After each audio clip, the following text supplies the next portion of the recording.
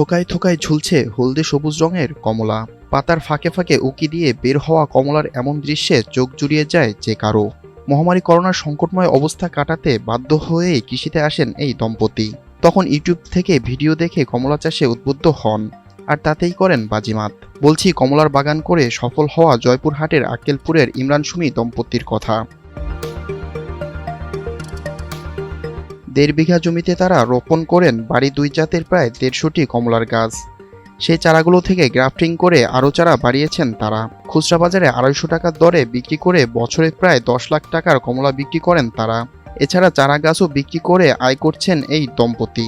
আমি যে বাগানটা দাঁড়িয়ে আছি, বাগানটা আমার। আজ আমি ঢাকাতে ছিলাম, ঢাকা আমি অ্যাডজাস্ট করতে পারিনি, সেজন্য আমি এখানে চলে আসি। এখানে এসে আমি একটা বাগান করি। এখানে একটা গাছ থেকে আমি 150 গাছ করছি। 150 গাছ থেকে আমি 1 বিঘার উপর, এখানে 1.5 বিঘা থেকে আমি বছরে 10 লক্ষ টাকা আয় করি। আমি 2020 সালে আমি মূলত এই বাগানটা সৃজন করি।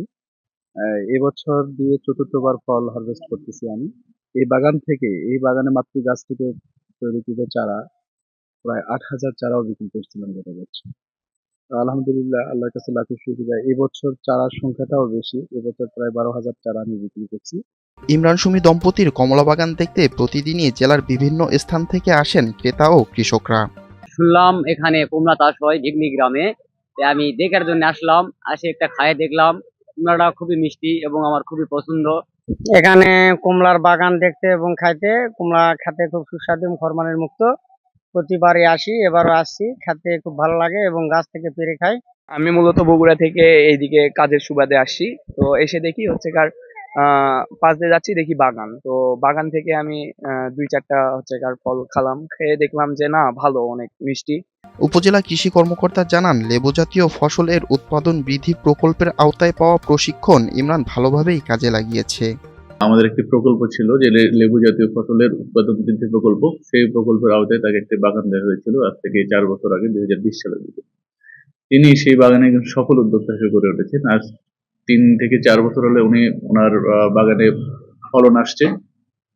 গত বছর প্রায় উনি 10 লাখ টাকার ফল বিক্রি করেছেন। এখন পর্যন্ত উনি এই বছর প্রায় 2 থেকে আড়াই লক্ষ টাকার ফল বিক্রি করেছেন।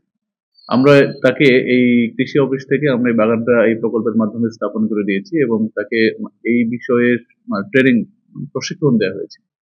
পাশাপাশি আমরা সবসময় সেখানে নজরদারি করি যে কোনো ধরনের পরামর্শের জন্য তাকে। এবং আমরা এই প্রযুক্তিটা, বিশেষ করে লেবু জাতীয় ফসলের, এই লেবু এবং মাল্টা জাতীয় যে ফসল কমলা, এটা আমরা সারা উপজেলায় ছড়িয়ে দেওয়ার জন্য চেষ্টা করছি, যাতে নতুন নতুন তরুণ উদ্যোক্তা সৃষ্টি হয়। ইমরান সুমি দম্পতির বাগানের সতেজ সুমিষ্ট কমলা পেয়ে খুশি স্থানীয়রা। তাদের সফলতায় কমলা চাষে আগ্রহী হচ্ছেন তরুণরা।